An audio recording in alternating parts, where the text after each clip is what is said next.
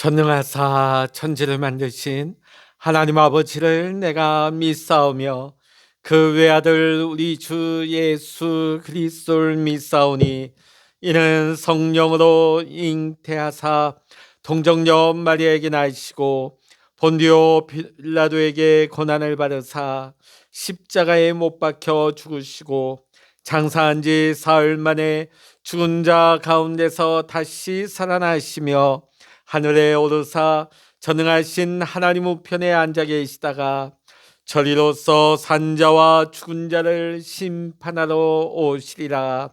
성령을 믿사오며 거룩한 공예와 성도가 서로 교통하는 것과 죄를 사하여 주시는 것과 몸이 다시 사는 것과 영원히 사는 것을 믿사옵나이다. 아멘. 찬송가 438장입니다. 찬송 438장입니다. 내 영혼이 은총 입어 증한 죄지 벗고보니 슬픔 많은 이 세상도 천국으로 화하도다. 할렐루야 찬양하세. 내 모든 죄 사함받고 주 예수와 동행하니 그 어디나 하늘나라 주의 얼굴 뵙기 전에 멀리 뵈던 하늘나라 내 마음속에 이뤄지니 날로 날로 가깝도다. 할렐루야 찬양하세. 내 모든 죄 사함받고 주 예수와 동행하니 그 어디나 하늘나라 높은 산이 거친 들이 조막이나 궁궐이나 내 주 예수 모신 곳이 그 어디나 하늘나라 할렐루야 찬양하세. 내 모든 죄 사함받고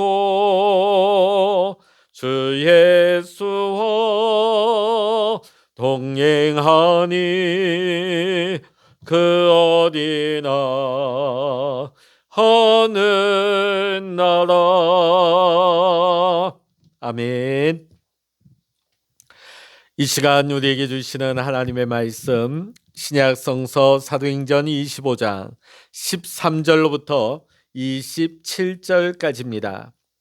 신약성서 230이면 사도행전 25장 13절로부터 27절까지 같이 읽겠습니다.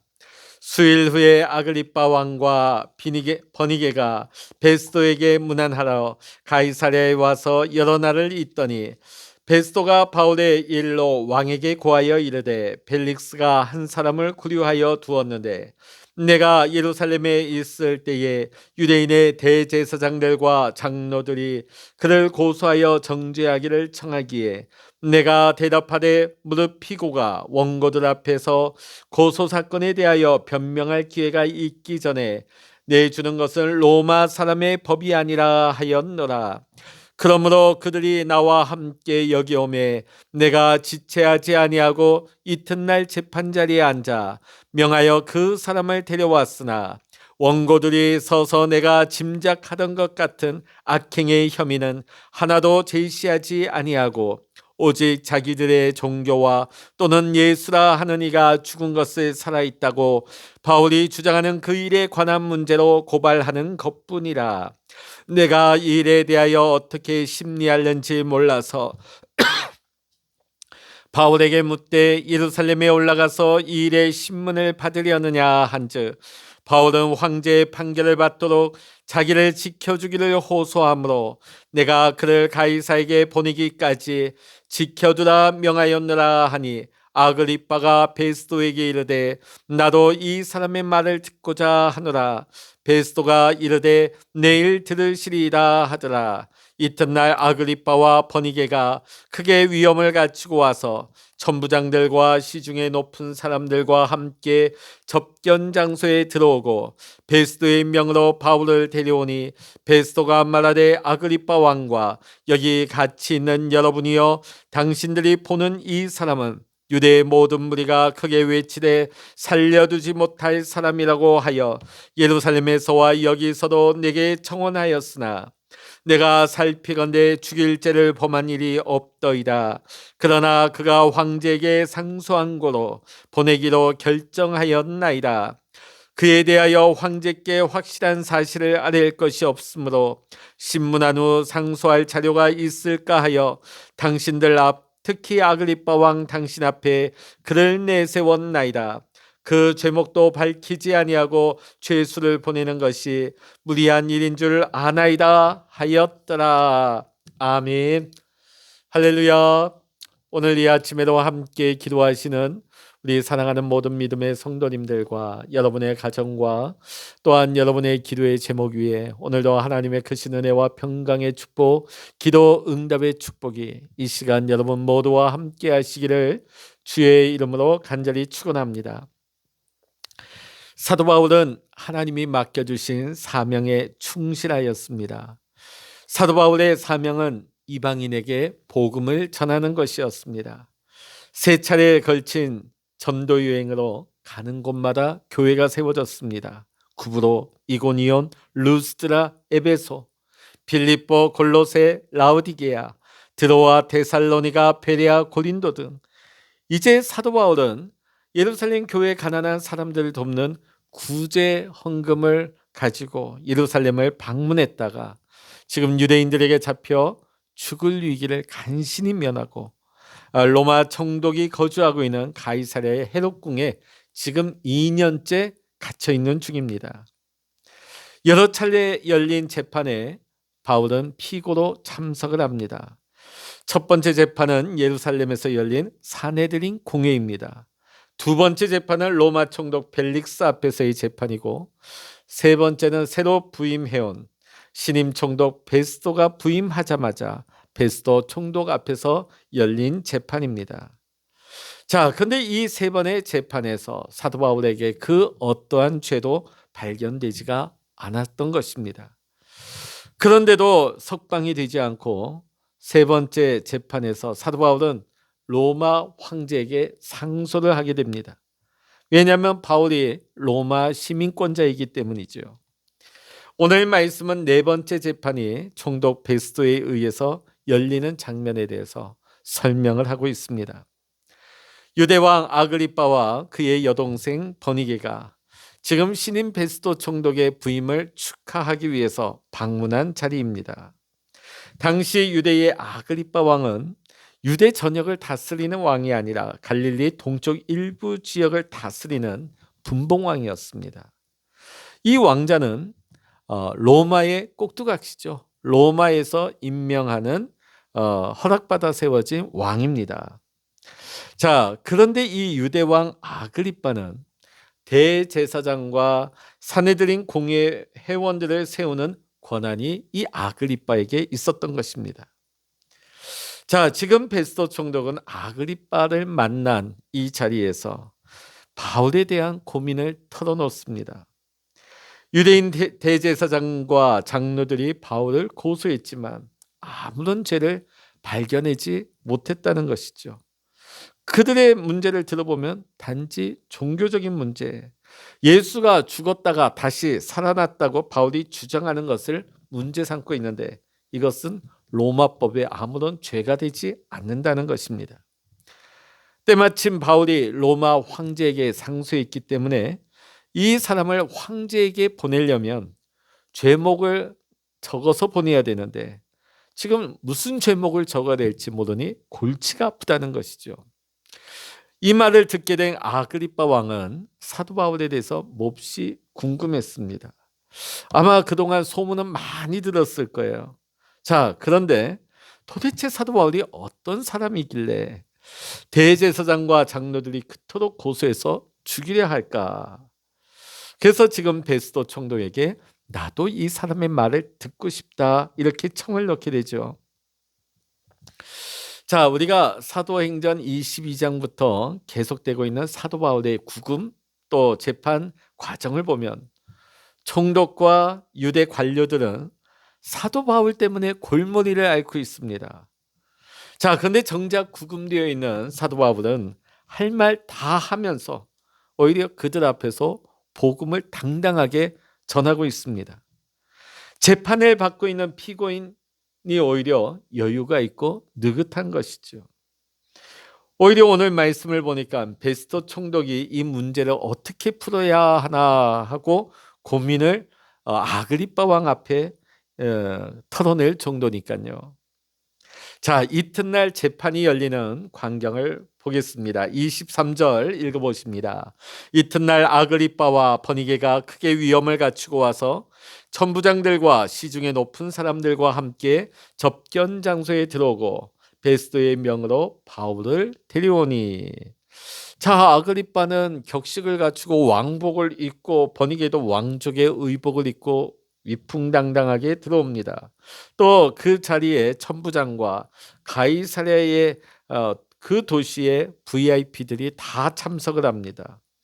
총독뿐만 아니라 유다의 유명한 인사들이 다 참석했으니 대단한 VIP 행사를 하는 것 같습니다. 자, 이에 반해 사도 바울은 화려한 의상은커녕 죄수 신분으로 불려 나옵니다. 자, 그런데 이상하게 사도 바울을 제외한 모든 사람들의 마음은 부담을 가지고 나옵니다. 총독은 사도 바울의 죄목을 찾아야 한다는 부담감을 가지고 있죠. 자, 총독이 당황하는 모습이 본문에도 나오고 있습니다. 20절 읽어봅니다. 내가 이 일에 대하여 어떻게 심리하려는지 몰라서 바울에게 묻되 예루살렘에 올라가서 이 일의 신문을 받으려느냐 한즉. 지금 로마 총독은 로마 황제 다음으로 이 지역을 다스리고 있는 고위 관료죠. 자, 그렇다면 이 정도 되는 인물이 재판을 어떻게 해야 될지 모를 리가 없습니다. 자, 그런데 죄 없는 사도 바울에게서 죄목을 찾으려 하니까 당황스러울 밖에 없는 것이지요. 자, 그런데 사도 바울에게는 지금 이 자리가 굉장히 좋은 기회입니다. 로마 총독과 유대왕 앞에서 그리고 로마 군의 고위 장교들과 천부장 그리고 부하 군인들이 다 동원돼서 앉아있는 자리입니다. 한마디로 그 지역에 내노라는 인사들이 다 모인 자리예요. 일부러 이런 자리를 만들려고 해도 어려울 것입니다. 사도 바울에게 있어서는 복음을 전할 수 있는 절호의 기회가 온 것입니다. 여러분 알 것입니다. 한 사람 전도하는 것이 전도는 둘째치고 교회까지 데리고 오는 것이 얼마나 어려운 일인지. 자, 그런데 오늘 여기 보면 사도 바울이 이들을 찾아다닌 것도 아니고 이들에게 광고해서 불러온 것도 아닌데 이들이 스스로 다 모였어요. 모이고 사도 바울은 합법적으로 이들 앞에서 복음을 전할 수가 있게 되었습니다. 자, 초청하지 않아도 스스로 알아서 모인 이 무리들을 한번 보십시오. 자, 하나님께서 주신 좋은 전도의 기회가 온 거 아니겠습니까? 그러다 보니까 사도 바울은 두려운 마음이 아니라 기쁜 마음으로 이 자리에 참석을 합니다. 사도행전 26장 2절에 보면 아그리빠 왕이여 유대인이 고발하는 모든 일을 오늘 당신 앞에서 변명하게 된 것을 다행히 여기나이다. 기쁘게 생각한다. 내가 이런 기회를 가지게 된 것을 기쁘게 여긴다는 말입니다. 참 역설적이지 않습니까? 총독과 총독은 고민을 하고 있습니다. 자, 근데 죄수로 매여서 나온 자가 오히려 여유가 넘치고 기뻐합니다. 몸은 묶여 있는데 마음은 전혀 묶여 있지 않습니다. 참 자유를 누리고 있는 모습이죠. 사도 바울이 로마의 감옥에 갇혀 있을 때 에베소 교회 본인 편지에서 매인자의 자유가 어떠한지를 밝히고 있습니다. 에베소서 6장 20절의 말씀을 제가 읽어드리겠습니다. 이 일을 위하여 내가 쇠사슬의 매인 사신이 된 것은 나로 이 일에 당연히 할 말을 담대히 하게 하려 하심이라. 이 일이 뭘까요? 복음을 전하는 일이죠. 사도 바울은 복음을 전하다가 지금 구금을 당해서 감옥에 있습니다. 자, 사신은 요즘으로 따지면 뭘까요? 요즘 말로 따지면 대사입니다. 감옥에 갇혀 있는 하나님의 대사. 지금 사도 바울은 로마 감옥에 갇혀 있는 것을 원망하거나 불평하고 있는 것이 아니라 당당하게 이렇게 생각하고 있는 것이죠. 나는 하나님의 대사로 왔다. 당연히 할 말, 복음을 담대하게 전하게 하시려고 내가 지금 쇠사슬에 매여 있는 것이다. 자, 오늘 사도 바울은요, 감옥 가운데서 자신의 사명을 알고 있는 사람이었습니다. 자신은 하나님의 대사다 하는 사명이 의식이 있었고, 그러다 보니까 매인 중에서도 묶인 중에서도 자기의 할 일을 알고 있었습니다. 그 일은 무엇입니까? 바로 복음을 전하는 일이었습니다. 사도 바울은 묶인 가운데서도, 그 갇혀 있는 가운데서도 천국 복음을 전했습니다. 로마 감옥에서도 흩어진 모든 교회에게 서신을, 편지를 보냈습니다. 감옥 가운데서도 서신을 통해서 성도들을 가르쳤습니다. 옥중 서신이 에베소서, 빌립보서, 골로새서, 빌레몬서, 옥중 서신이죠. 사실 우리도 바울처럼 감옥에 갇혀 있지는 않지만 보이지 않는 감옥같이 묶여 있는 삶일 수 있습니다. 어떤 분은 질병의 사슬에 묶여 있는 분이 있습니다. 어떤 분은 노년의 사슬에 매인 자가 있습니다. 어떤 분은 은퇴의 사슬에 매여 있는 분이 있고, 어떤 분은 직장에 매여 있는 분, 어떤 분은 자식에 매여 있는 분, 어떤 분은 부모를 모시는 일에 매여 있는 분이 있습니다. 매여 있다는 것은 무엇입니까? 그 일로 말미암아 다른 일을 하기가 어렵다는 거예요. 질병에 묶여 있으면 어떻습니까? 마음으로는 헌신하고 싶어요. 근데 그 질병 때문에 내 마음대로 하지 못할 때가 많습니다. 노년의 사슬은 어떻습니까? 점점 내 몸이 약해져요. 또 경제적인 여력도 힘들어집니다. 그리고 은퇴도 마찬가지겠죠. 노년의 사슬. 또 자식의 나이는 들었지만 또 자식을 돕고 또 손주 손녀를 돌보는 일에 매여서 제대로 다른 일을 하지 못할 때가 많죠. 또 그런가 하면 나도 늙어가고 있지만 더 고령이신 부모님을 봉양하고 잘 섬기는 일에 묶여 있는 분들도 있습니다.